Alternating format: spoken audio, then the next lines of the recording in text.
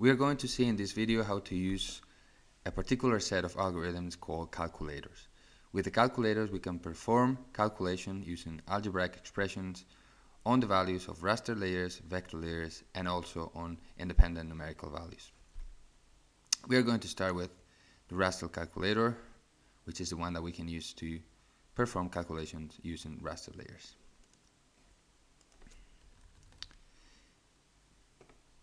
Here it is, a raster calculator, and if you double click on its name in the toolbox, you see this parameters window, which is a little bit different to the ones that we know, because all the other ones in Sextante are generated on the fly based on the requirements of the algorithm. But in this case, this interface has been specifically designed for the algorithm, and that's why it looks a little bit different. Basically, what we have to do is to enter here in this field the expressions that we want to apply. And then the calculator will take the values from all the layers involved in the calculation and use this expression.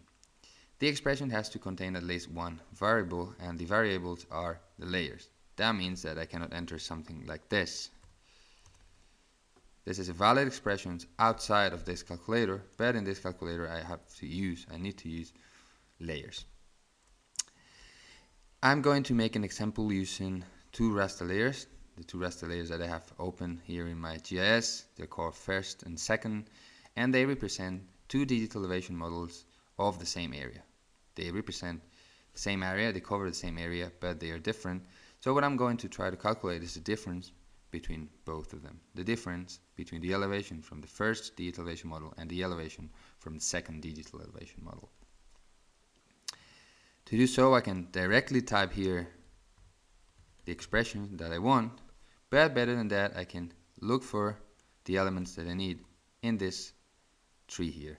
I have a branch called layers with the two layers that I have available, then functions, operators, and constants. In this case, I will just double click in here, then minus, and then second. As you see, when I double click on first, I'm not just entering the name of the layer, but also band and then the number. This is the number of the band starting on 1. These two layers that I have available here are 2D elevation models, so they have just one band each of them. But if I'm using, for example, an image with 3 bands, I will see the image, the name of the image layer, then band 1, then image band 2, and image band 3, and I can select any of them.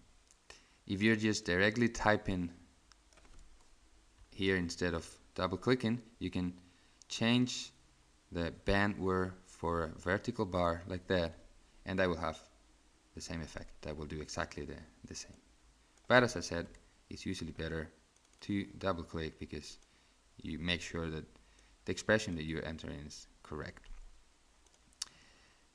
I can also select the output region as usual, and this fit to input layer will work with the input layers that are here. So here in the calculator, instead of selecting layers in different parameters and from a list, the list of layers that I'm going to use comes from here, from the formula. All the layers in the formula are used, the other ones are not used.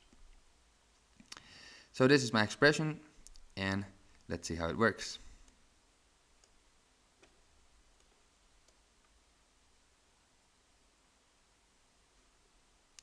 And there you have it. There's a new layer called result, which shows the difference between this first and second layers. One thing that is important before using the calculator is that the names of the layers that I'm using, they have to be safe names. And when I say safe names, that means that this name should not contain any sign, like the plus sign or the minus sign. They should not contain blank spaces, white spaces, or the word band, because otherwise that might confuse the parser of the formula, and you will see something like, for example, this. If I type something wrong here, or a layer that doesn't exist, like third, and then I click on OK, you see wrong or missing parameters definition, because this is not a correct parameter here, because I'm using a layer that doesn't exist, or a layer that has some problematic name.